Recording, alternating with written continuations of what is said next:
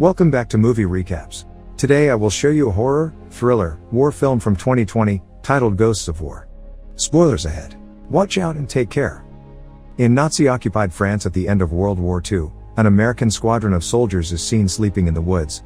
One of them, Chris, has a nightmare, and when he wakes up he sees someone looking over them from the adjacent tree. The apparition keeps looking at Chris, who gets more unnerved and grabs at his pistol. It cocks its own pistol, which prompts Chris to ask what it wants, expecting it to shoot him, but when he reopens his eyes the apparition has vanished.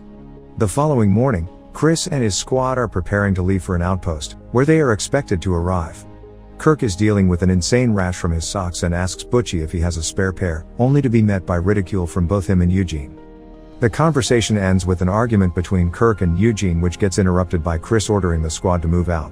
During their walk to the outpost, the soldiers hear an incoming jeep, then crouch down and wait to ambush it with grenade launchers. The jeep gets blown up by the squad, and then they go over to it to pick off the remaining soldiers. Tappert takes out the SS patch from an officer as a trophy and pulls one of his golden teeth out. Kirk kills a survivor from the explosion as Butchie looks for maps and coded messages. Kirk finds another survivor who seems to be in better shape than the rest of his men. When they realize he's a major, Butchie decides to box him. However, he doesn't seem too interested and calls the others pigs for looting his men's things. Another survivor wakes up, and Butchie bashes his head in, which makes the major change his mind about fighting, so the two of them start swinging punches at each other. The Nazi major seems to be a bit better in hand-to-hand combat, so Chris comes over and kills him. Then, Chris turns to his men and orders them to back up because he realized that they made a wrong turn on the way. Before they leave, Tappert also takes one of the Nazis' coats. As they walk through the countryside, they hear someone in the woods in front, so the squad stops and waits until they see a group of refugees come out of hiding. The group continues on their journey, and Tappert runs out to them as a woman with a child waits for him. He gives her the coat, the gold teeth he has collected, and the SS patch. The squad continues their journey to the outpost through flaming villages and the desolate countryside when Chris tells them that the outpost they are going to is actually a castle that they have to safeguard. When they arrive at the castle, the squad sees one of the other guards sleeping in a jeep outside. They wake him up and he immediately runs in, calling to his men that they can finally leave. The squad walks into the castle to see the other men hurrying to get out of there as soon as they can. Before they leave, Butchie asks them to leave their radio in the castle. Chris is suspicious about why they are in such a hurry to leave, since the place is so nice, and the commanding officer tells him that some of them would like to make furlough, so he lets them leave. Later, the men are making lunch in the kitchen, when Chris decides to take a look around the house, something Eugene is already doing. He finds a piano and sits down to play. The music echoes through the empty castle and all of its messed up nooks and crannies. Chris walks inside the main study only to find a massive burn mark on the floor where the chair used to be, and then he hears some strange noises coming from the vents, unable to make out what they are. Butchie hears someone in the bathroom and goes to check on it, finding the door locked, and as he walks away, the door opens. They all gather in the den later, eating and relaxing, when they hear strange noises, prompting them to get their weapons and check it out. Tappert and Butchie take the main staircase and check all the doors on the second floor. Kirk and Chris hear the sound close to them, but they can't make out what it is as they walk into a room with covered up things. They get to the kitchen and realize the noise is coming from the other room, and as they prepare to enter it, the doors abruptly open. Both men continue to the other room when they reach drapes cordoning out the next one. Once they pull the drapes, Kirk and Chris see someone hanging in front of the window, who disappears when the wind blows the covers away. Later that night, the men sit in front of the fire and tell each other ghost stories while Tappert is looking out the windows through his scope. Eugene tells them about a journal he found in the basement that belonged to an 18-year-old Nazi who took over the house. Suddenly, they all hear knocking noises coming from the fireplace, and Chris tells them that it sounds like Morse code, so Eugene deciphers it into the sentence, "I have no legs." The sound stops abruptly. Chris orders his men to rest, but stay cautious. He tells Tappert to take the attic because it's the best vantage point to tell if someone is coming. Eugene is in the basement and he's trying to open a chest, before giving up and sitting down on it. He sees a photo of the family that lived in the castle and reads about them in the Nazi soldier's journal. Suddenly, his candle goes out. He tries his lighter as something appears behind him for a moment, and when he lights the candle again, he sees that the family has disappeared from the photo. Tappert sets up with a rifle on the attic window. He takes a look through his scope when somebody appears behind him in the room. As he's observing through the scope, he sees a hanged man for a moment, then gone the next. Tappert keeps looking when suddenly a ghost boy appears right in front of his view, scaring him. There's a bang on the wardrobe behind him too. Tappert goes outside to check more closely until he notices Chris staring at him from inside the castle. The next day, Eugene, Kirk, and Chris sit on the balcony and talk about how fast the previous squad wanted to get out of there. Eugene tells the others a story about Tappert that happened when they were in Paris. He'd found Tappert sitting in a pool of blood, surrounded by the carved-up bodies of 7 teenage Hitler Youth kids. Tappert was sitting with a string in his hands as if he were playing cat's cradle with someone and with a scary look in his eyes. Chris says that he's glad Tappert is on their side when he suddenly shows up on the balcony. Tappert tells them that the last squad wanted to get out of there because they heard a radio transmission about 50 German soldiers passing by the castle on their way to Strasbourg. He advises his comrades that they should hide in the woods until they pass, but Chris thinks they should safeguard the castle. Tappert says that he'll go to the attic to try to spot them in time and tells Eugene to join him. Once there, they begin to prepare it when they find a pentagram on the floor under the rug. Eugene's theory is that the Nazis must have killed the people that lived in the house in a ritualistic way, explaining it with Hitler's obsession with the occult. They don't discuss it further and begin moving the wardrobe from one side of the room to the other. When the wardrobe touches the pentagram, its door closes onto Eugene's fingers, breaking them. He thinks that Tappert did it on purpose and pushes him toward the wardrobe. When he looks into the mirror, he sees the reflection of a hanged woman. Later, Eugene, Chris, and Kirk listen to one of the frequencies on the radio, when they hear something extra eerie. A woman's voice can be heard saying that they are coming for them. They all agree that the castle might be haunted and Kirk suggests they should leave even before the Nazis come. Suddenly, Morse code can be heard coming from the fireplace again. Eugene deciphers it as "if you leave." And as he's writing, something takes over his hand and finishes the line with "you will die." That night, the squad prepares for the arrival of the Nazi troops, with Tappert in the attic and the rest hiding behind a barricade near the entrance. When the Nazis get there, Tappert spots them and signals the rest while the troops gather outside and surround the castle. They try to enter, but since the doors are locked, they get back in their trucks and prepare to leave when a loud banging noise from the attic can be heard. The Nazis come back and begin to attack the castle, with Tappert only able to take one of them out at a time. Suddenly, they throw a grenade in front of the barricade and Butchie jumps on it, taking its full hit. Chris gets thrown across the room, so he gets up dizzy and confused, but still shooting whatever Nazi he can see. More Nazis come inside and Chris runs to the basement, hiding under the stairs and allowing himself ample cover to sneakily attack the officers following him. Meanwhile, Eugene hides in the study when he hears someone behind him and then strange voices coming from the vent. He gets his gun ready to shoot, but when he jumps from behind the desk, he faces no Nazi but a ghost that abruptly bursts into flames. A German soldier finds Butchie's decimated body in the hallway as well as a second one lying next to him.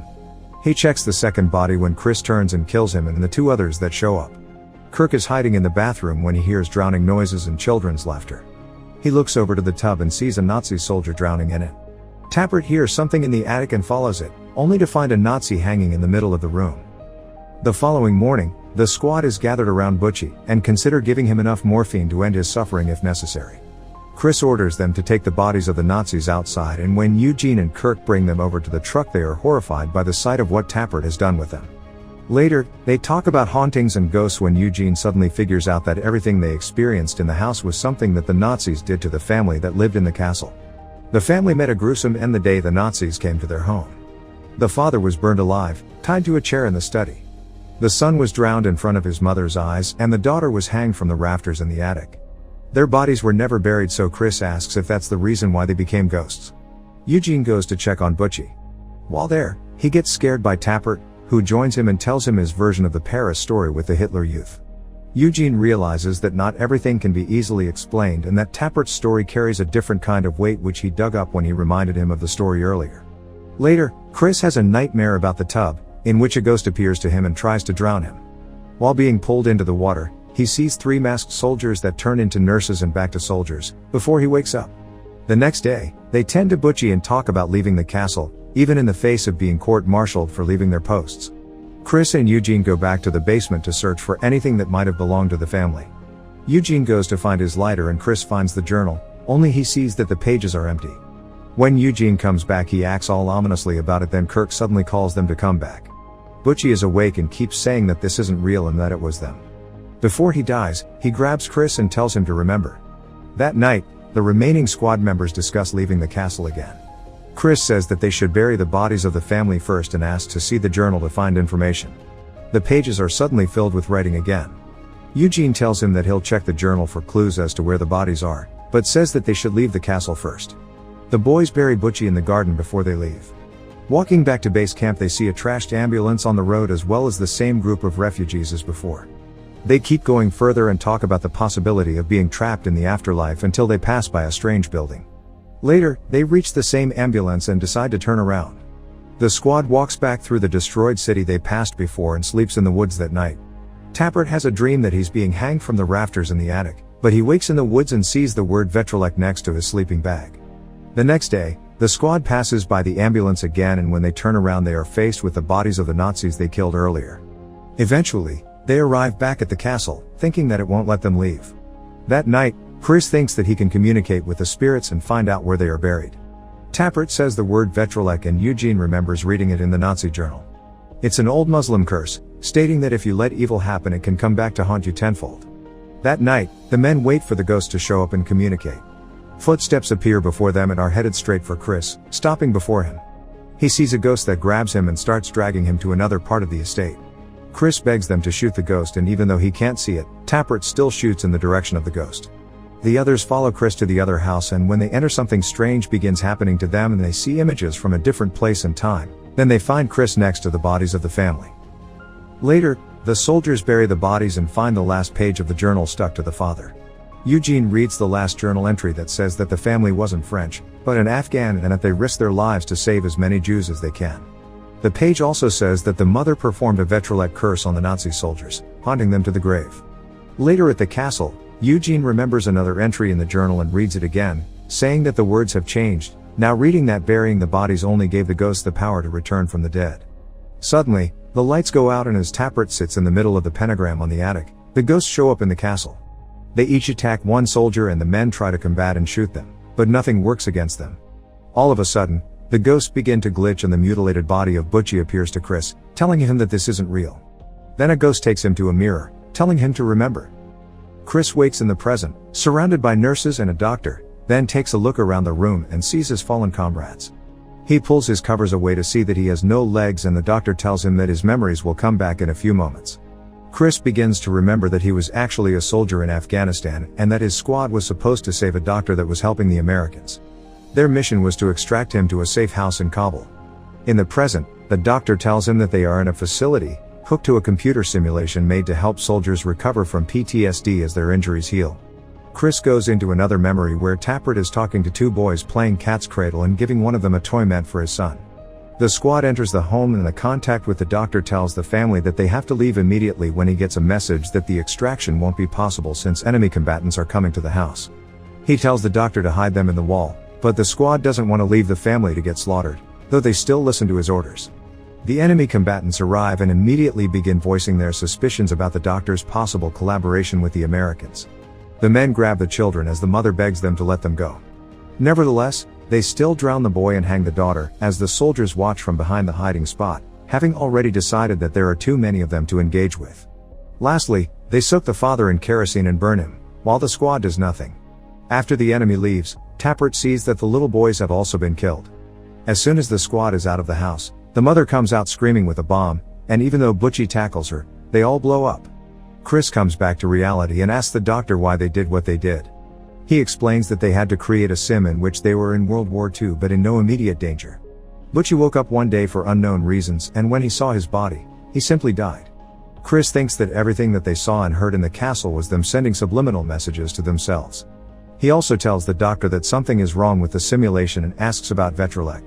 The nurse tells him that they all said the word at one point or another when the soldier remembers the moments after the explosion with the mother saying the word Vetrolek to him. Suddenly, the lights begin to flicker in the facility and the ghosts appear there as well, while Chris is saying that they brought them to life and gave them power. The soldiers begin to convulse and Chris begs to be brought back to the sim to save his men. The nurse agrees and brings him back inside, but tells him that his memory will be wiped. Chris wakes up in the woods and sees the apparition on the adjacent tree and asks what it wants. Make sure to subscribe and turn on notifications so you can watch more videos like this. Thanks for watching.